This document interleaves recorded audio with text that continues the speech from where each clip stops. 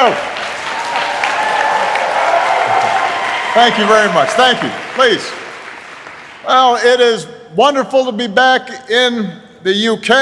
It is, let's face it, wonderful to be traveling anywhere these days. And thank you, Sheila, for that outstanding introduction and for all the work that you are doing in a part of the world that is feeling the effects of climate change right now.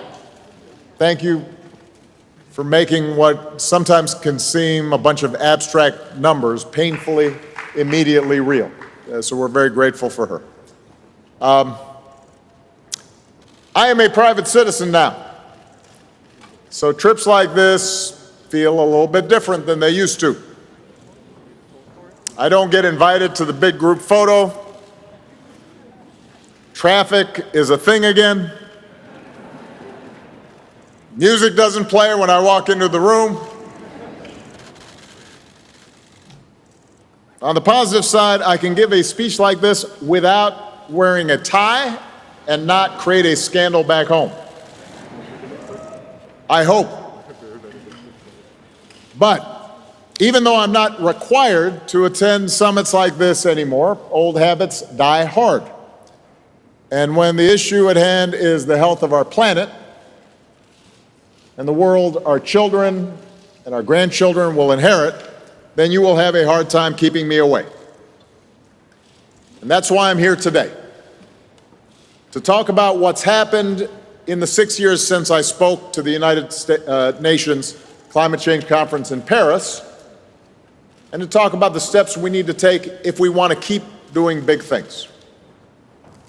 Because when it comes to climate, time really is running out. You heard the same message from world leaders last week. And now that they've left, here's what we can report. Meaningful progress has been made since Paris.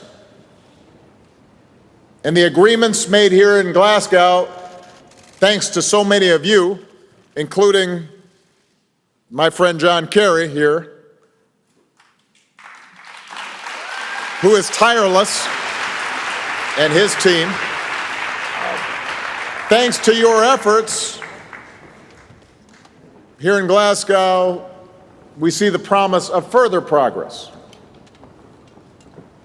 What is also true is that collectively and individually, we are still falling short. We have not done nearly enough to address this crisis. We are going to have to do more. And whether that happens or not, to a large degree, is going to depend on you. Not just those of you in this room, but anybody who's watching or reading a transcript of what I say here today. That was true 6 years ago as well. And in Paris, our goal was to turn progress into an enduring framework that would give the world confidence in a low-carbon future. An agreement where countries would update their emissions targets on a regular basis. An agreement that would help developing nations get the resources they need to skip the dirty phase of development and help those nations that are most vulnerable to climate change get the resources they need to adapt. An agreement that would give businesses and investors the certainty that the global economy is on a firm path towards a clean and sustainable future. In other words, our hope was to create an agreement that gave our planet a fighting chance. That was our ambition. And by some measures, the agreement has been a success. For the first time, leaders of nearly 200 nations, large and small, developed and developing, made a commitment to work together to confront a threat to the people of all nations. And that seemed proof that for all the divisions in our world, when a crisis threatens all of us, we can come together to address it. At the time, we also believed that if enough national governments showed they were serious about climate, then other institutions, particularly in the private sector, would start raising their sights as well. And over the last 6 years, that is what's happened. Today, more than 1/5 of the world's largest companies have set net zero emissions targets. Not just because it's the right thing to do for the environment, but in many cases because it makes sense for their bottom line. More than 700 cities in more than 50 countries have pledged to cut their emissions in half by the end of the decade and reach net zero by 2050. About 1/3 of the global banking sector has agreed to align their work with the Paris Agreement. So that's meaningful. Now, back in the United States, of course, some of our progress stalled when my successor decided to unilaterally pull out of the Paris Agreement in his first year in office. I wasn't real happy about that. And yet, the determination of our state and local governments, along with the regulations and investment that my administration had already put in place, allowed our country to keep moving forward, despite hostility from the White House. The $90 billion investment that we made in 2009 helped to jumpstart the clean energy industry in the United States, and markets adapted, and so did consumers. And even when the Trump administration rolled back emissions requirements for automakers, along with regulatory changes and efficiency standards, many businesses chose to stay the course. They kept reducing emissions. They continued the transition to electric vehicles and energy-saving appliances. The ball had been rolling, and it didn't stop. And meanwhile, science and technology continued to advance. So today, the price of solar and wind energy has dropped to the point where, in some places, clean energy is cheaper than fossil fuels. Around the world, scientists and entrepreneurs are integrating abundant renewable energy, more powerful batteries, breakthroughs in fields like synthetic biology to invent a better future that is healthier and more affordable. That's all good news for the planet. And it is also good news for people looking for a job. In the U.S. alone, more than 3 million people now work in clean energy-related jobs. That is more than the number of people currently employed by the entire fossil fuel industry. So despite 4 years of active hostility toward climate science coming from the very top of our federal government, the American people managed to still meet our original commitment under the Paris Agreement. And not only that, but the rest of the world stayed in the deal. And now, with President Biden and his administration rejoining the agreement, the U.S. government is once again engaged and prepared to take a leadership role. And everybody who's been watching John Kerry run around here knows that we take that role seriously. As the world's second largest emitter of greenhouse gases, the U.S. has to lead. We have enormous responsibilities. And obviously, we still have a lot of work to do. But last week, Congress passed President Biden's bipartisan infrastructure bill that will, among other things, create jobs manufacturing solar panels and wind turbines and batteries and electric vehicles, and build out the first ever national network of charging stations so families can travel across the U.S. in electric vehicles. And I'm confident that a version of President Biden's Build Back Better bill will pass through Congress in the coming next few weeks. And here's what it will mean when that bill does pass. That legislation will devote over $500 billion to reduce greenhouse gas emissions by over 1 billion metric tons by the end of the decade, at least 10 times more than any legislation previously passed by Congress. Along the way, it will reduce consumer energy costs, it will invest in a clean energy economy, it will create hundreds of thousands of jobs, and it will set the United States on course to meet its new climate targets, achieving a 50 to 52% reduction in greenhouse gas emissions below 2005 levels by 2030. So the U.S. is back. And in moving more boldly, the U.S. is not alone. Earlier this year, the UK government, our hosts, announced a plan to cut emissions by almost 80% by 2035. This summer, the European Union put themselves on a path to carbon neutrality by 2050. Korea passed a Carbon Neutrality Act in September that requires the government to cut greenhouse gas emissions 35% or more by 2030.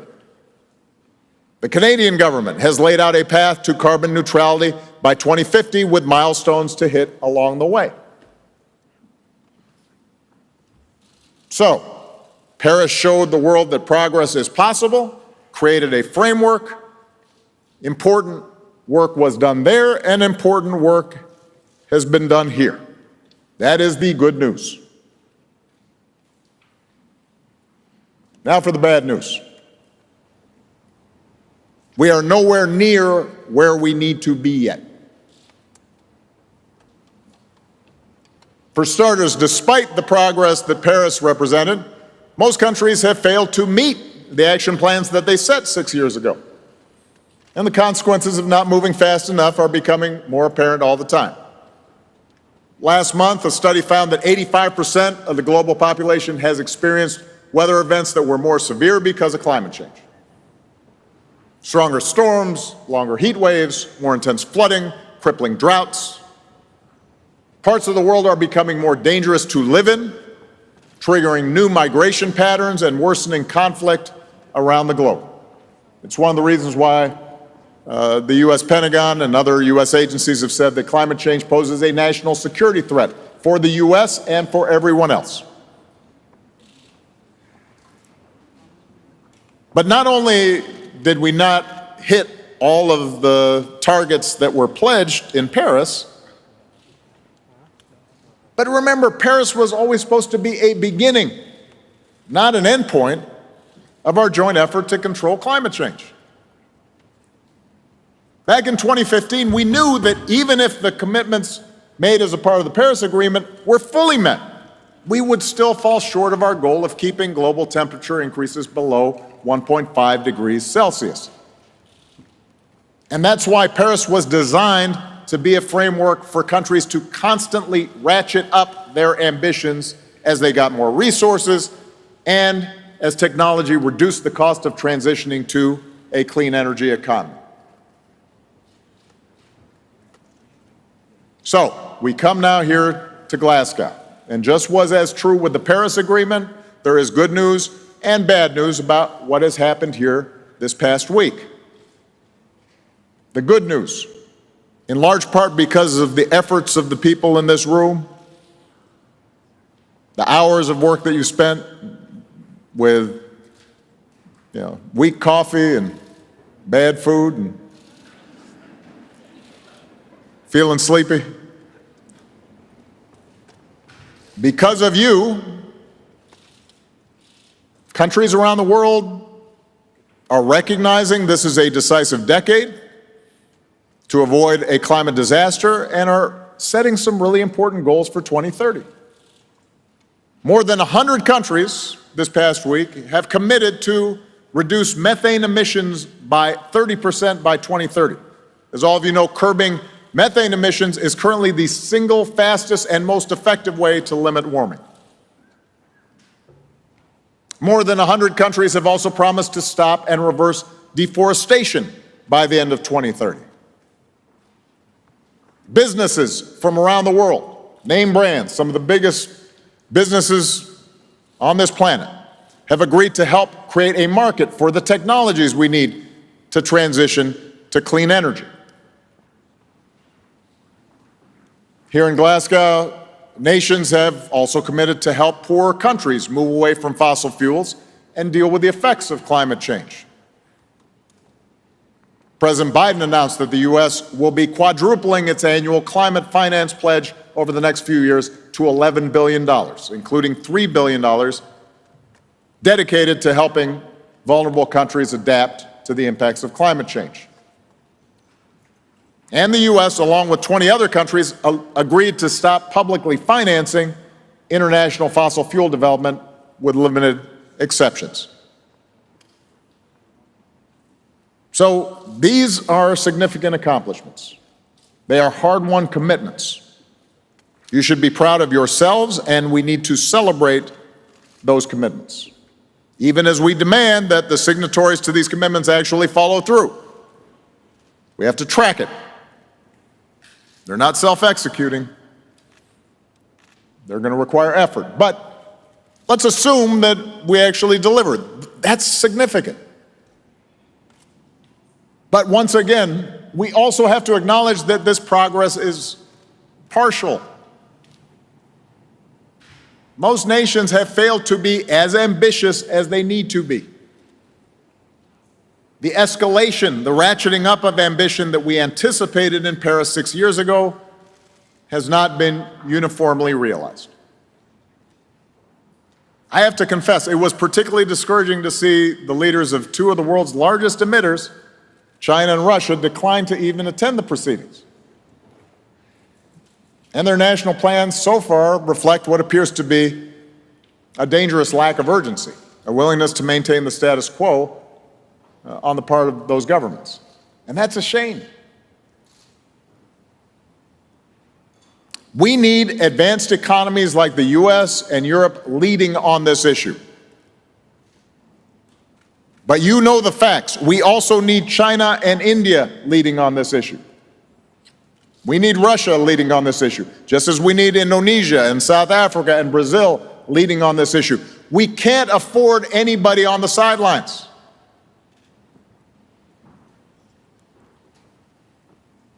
I recognize we're living in a moment when international cooperation has waned. A moment of greater geopolitical tension and stress, in part because of the pandemic, in part because of the rise of nationalism and tribal impulses around the world. And yes, in part because of a lack of leadership on America's part for 4 years on a host of multilateral issues. I understand that it's harder to get international cooperation. There are more global tensions. But there is one thing that should transcend our day-to-day politics and normal geopolitics, and that is climate change. It's not just that we can't afford to go backward, we can't afford to stay where we are. The world has to step up, and it has to step up now.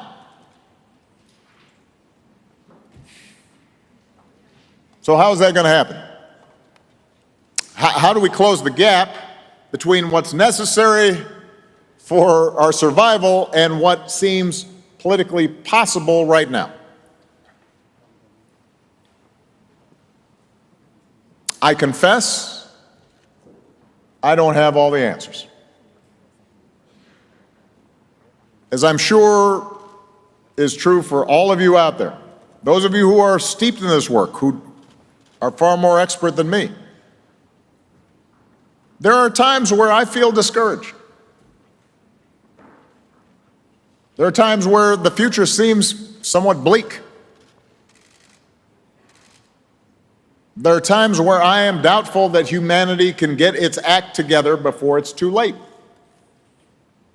And images of dystopia start creeping into my dreams.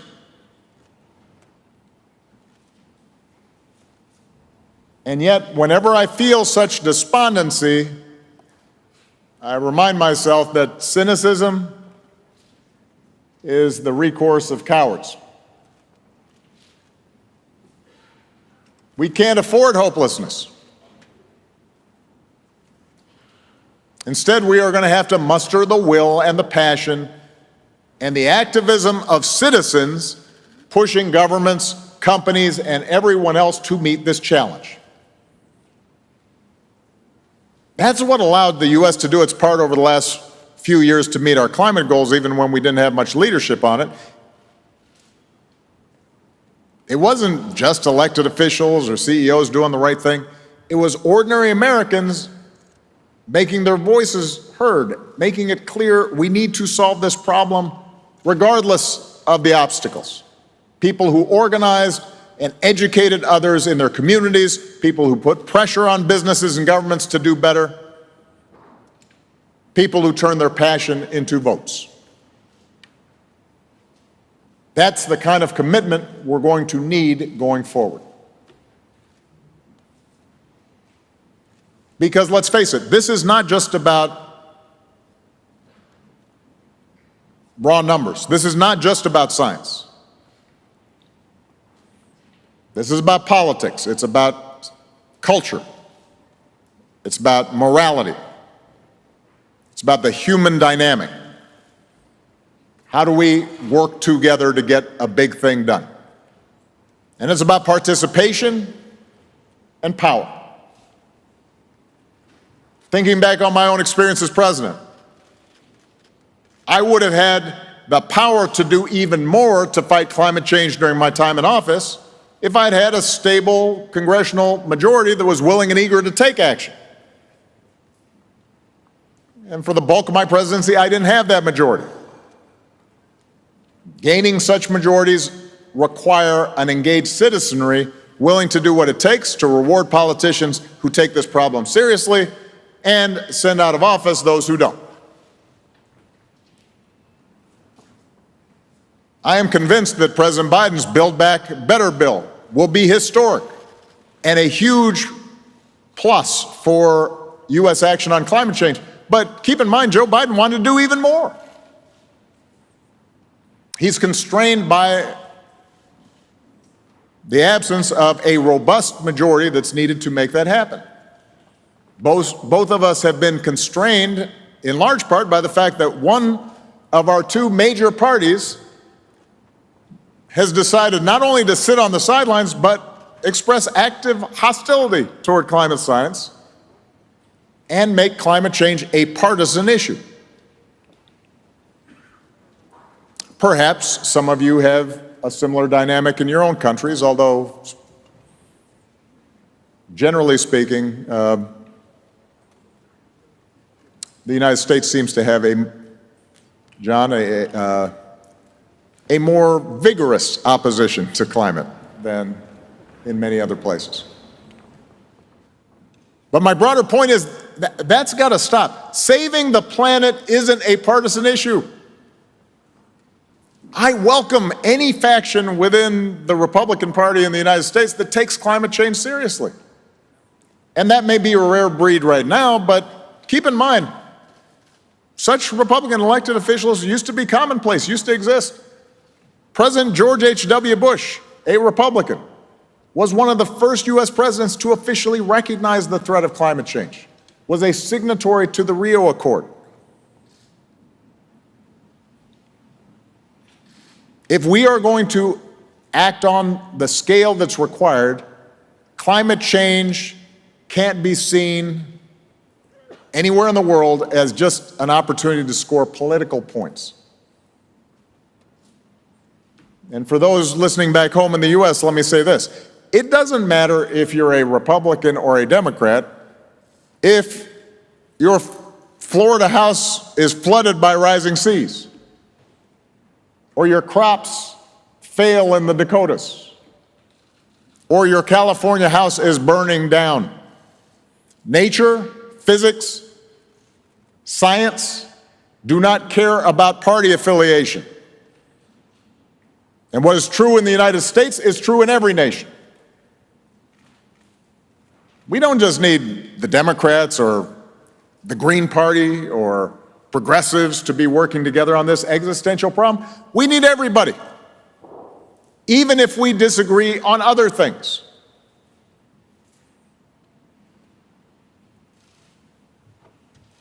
And what's also true around the world, true in the U.S., true in all the countries represented here,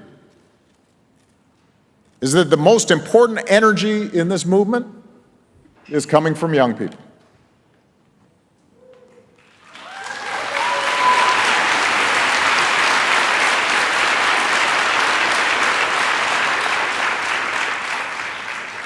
And the reason is simple. They have more stake in this fight than anybody else. And that's why I want to spend the rest of my time today talking directly to young people who may be watching and wondering what they can do to help. I am the father of two daughters in their early 20s, so I have some sense of all the stuff that gets thrown at young people these days. It's not always easy being young today.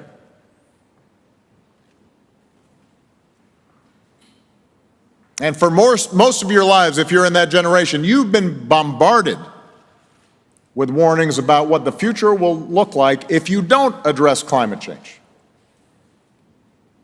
And meanwhile, you've grown up watching many of the adults who are in positions to do something about it either act like the problem doesn't exist or refuse to make the hard decisions necessary to address it. And that's a source of real anxiety and real anger at older people. And some of you no doubt wonder if you'll be able to be safe in the community where you've grown up, whether you'll have to raise your own kids in a world ravaged by extreme weather and climate migration and conflict. As one 16-year-old said, "For us, the destruction of the planet is personal."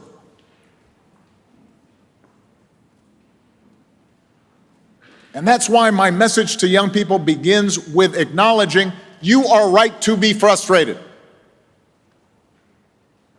Folks in my generation have not done enough to deal with a potentially cataclysmic problem that you now stand to inherit.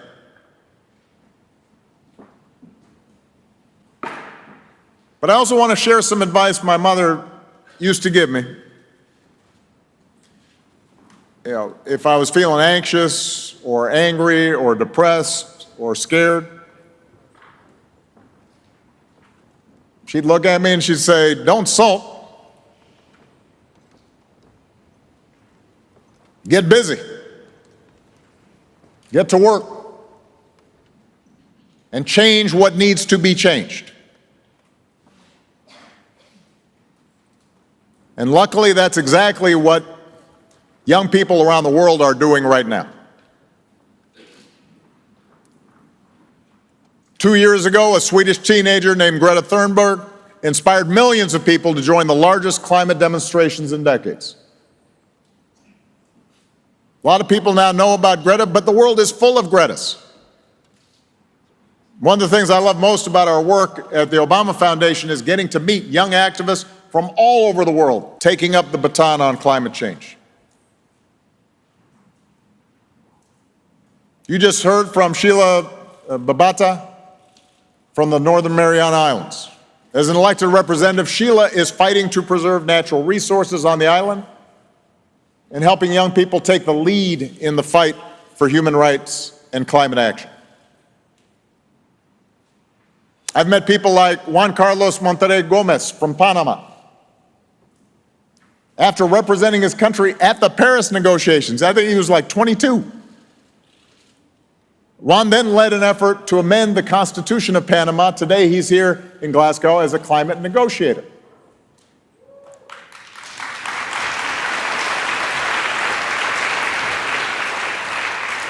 You've got Colette Pinchin Battle, who is the founder and executive director of the Gulf Coast Center for Law and Policy in Louisiana, back in the States.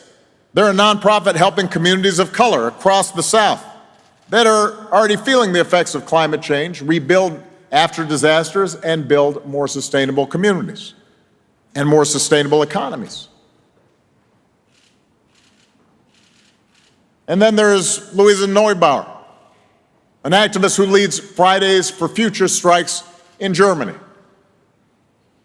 During the global climate strikes in 2019, Louisa helped organize 270,000 marchers in Berlin, put pressure on German political parties to take climate change seriously. Climate change is frightening, she said. So the question is, how can we turn this anxiety into something constructive? That's what these young leaders are already doing.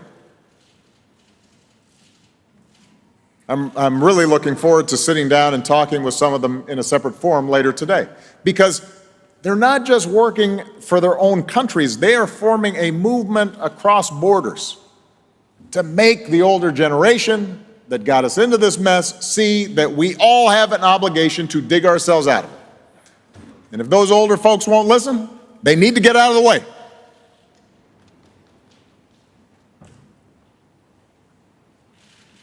Now, at this point, some of the young people watching or listening, they may be thinking, I don't have time to organize 200,000 people or propose a constitutional amendment. I've got a math exam next week.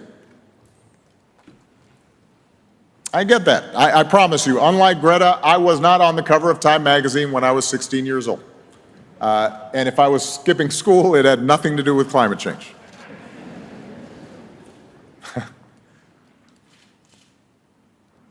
But there are plenty of things that each and every one of you young people can do that won't require devoting your entire life to the cause, but will make a real difference. And the first and most important is, if you are age eligible, to vote the issue. Vote like your life depends on it, because it does. I recognize that a lot of young people may be cynical about politics, but the cold, hard fact is we will not have more ambitious climate plans coming out of governments unless governments feel some pressure from voters.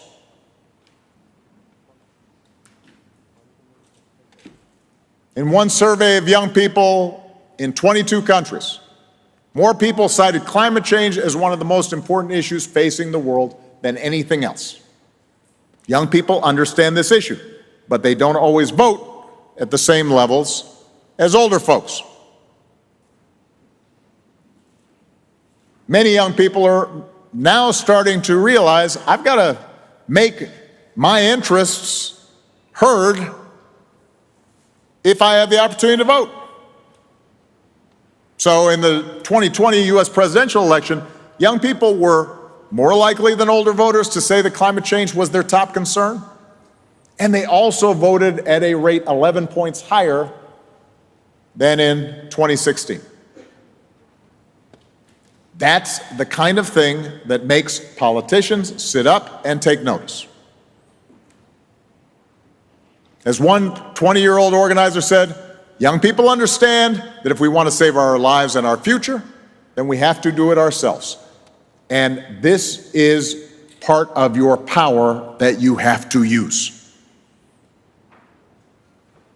Don't think that you can ignore politics.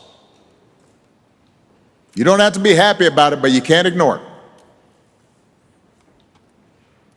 You can't be too pure for it. It's part of the process that is going to deliver all of us. Now, the second way you can have an impact on climate change is by pressuring companies to do the right thing.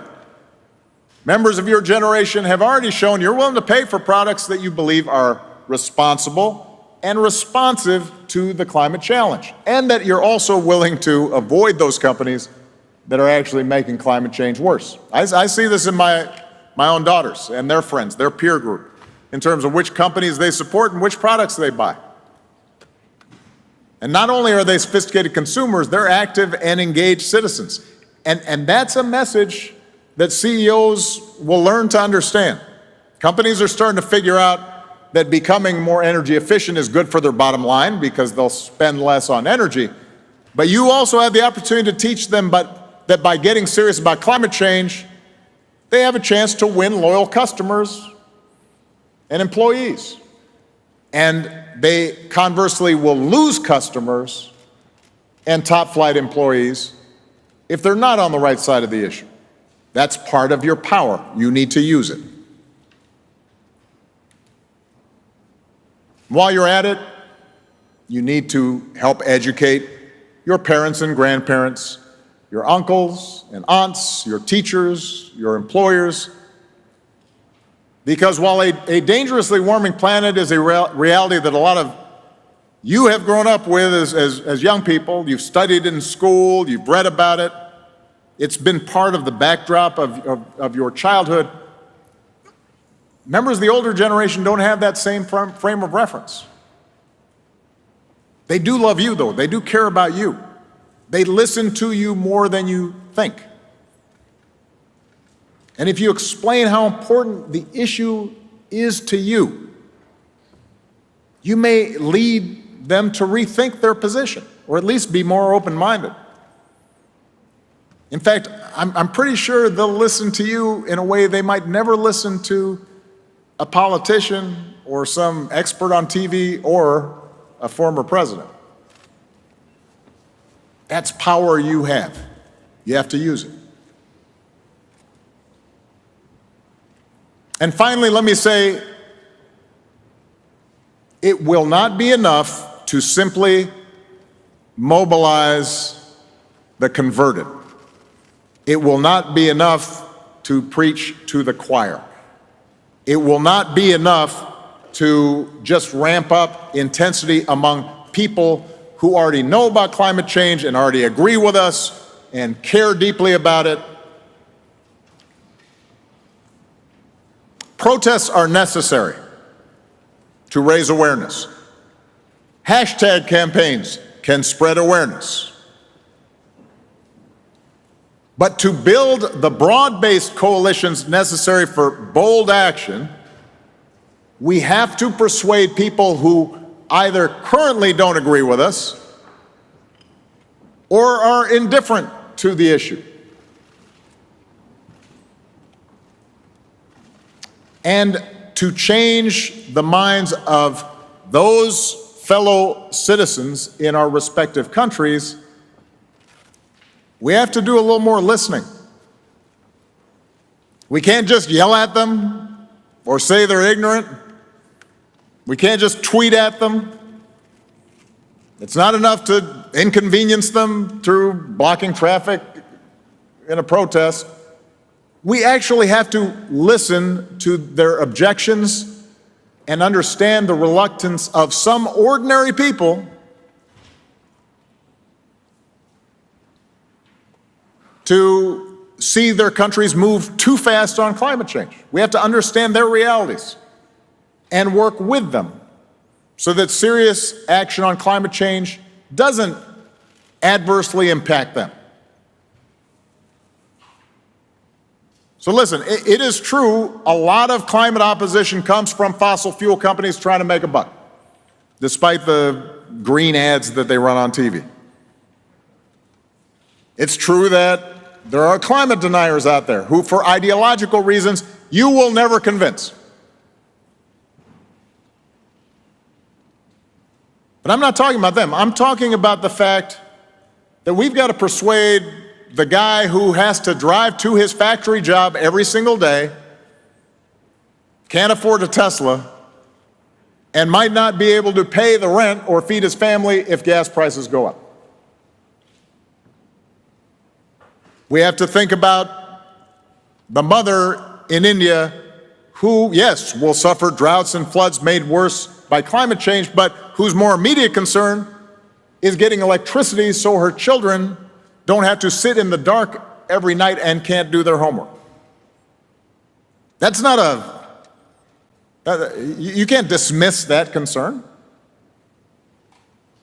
There are workers and communities that still depend on coal for power and jobs. And yes, they are concerned about maintaining their wages. That's not unreasonable for them to be concerned about that. And the fact is, the truth is that transitioning from dirty energy to clean energy does have a cost. And it is not unreasonable for people who often are already economically vulnerable and maybe don't feel particularly politically powerful, it's not unreasonable for them to think that for all the highfalutin talk, some of those costs of transition will be borne by them, not by the more powerful and the privileged. That's not an unreasonable perspective for them to have. And that's why, when it comes to climate change, a country like the U.S. with a higher per capita carbon footprint does have to do more than a country like Mali or Bangladesh. It's also why we need to make sure the people most affected by the transition to clean energy aren't the ones bearing most of the cost. They don't have any margin for error. I can afford to give up a lot of my current lifestyle to benefit the planet because I'll still have a lot left over. A lot of folks don't have that cushion. So that means that any climate plan worth its salt has to take these inequities into account, whether it's through subsidies to poor people to ease the transition to clean energy, whether it's technology transfers that help poor countries meet their development goals by leapfrogging dirty fuels. We have to pay attention to those embedded inequities and the politics that surrounds that.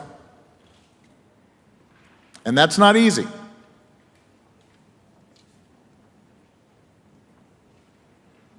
So let me close by being blunt. Keeping the rise in global temperatures to 1.5 degrees Celsius will not be easy. It is going to be hard. Existing political institutions move slowly, even when leaders are well-intentioned. International cooperation has always been difficult. It's made more difficult by all the misinformation and propaganda that can flood out through social media these days. Business leaders, let's face it, are typically rewarded for boosting short-term profits, not addressing major social issues. Getting people to work together on a global scale takes time. And right now, that's time we don't have.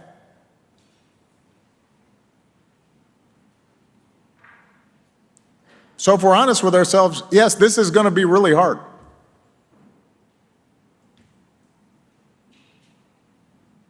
The thing we have going for us is that humanity has done hard things before. I believe we can do hard things again. Yes, the process will be messy. I guarantee you, every victory will be incomplete. We will face more setbacks. Sometimes we will be forced to settle for imperfect compromises because even if they don't achieve everything we want, at least they advance the cause. At least they move the ball down the field.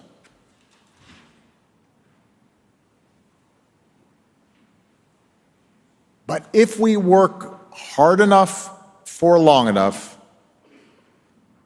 those partial victories add up. If we push hard enough, stay focused enough, and are smart about it, those victories accelerate and they build momentum. If we listen to those who are resistant and we take their concerns seriously and we work with them and we organize and we mobilize and we get our hands dirty in the difficulties of changing political dynamics in our countries, those victories start happening a little bit more frequently. If we stay with it, we will get this done. So to all the young people out there, as well as those of you who consider yourselves young at heart, I want you to stay angry. I want you to stay frustrated. But channel that anger. Harness that frustration. Keep pushing harder and harder for more and more, because that's what's required to meet this challenge. Gird yourself for a marathon, not a sprint. For solving a problem this big, this complex, and this important has never happened all at once. Since we're in the Emerald Isles here, let me quote the bard, William Shakespeare. "What wound," he writes, "did ever heal but by degrees?"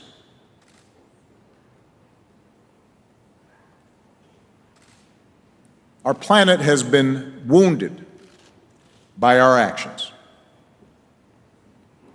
Those wounds won't be healed today or tomorrow or the next, but they can be healed by degrees.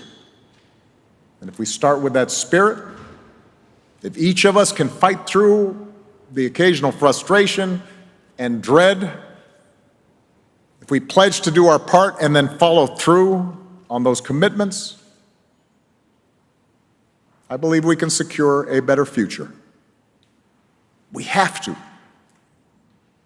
And what a profound and noble task to set for ourselves. I'm ready for the long haul if you are. So let's get to work. Thank you very much, everybody. Thank you.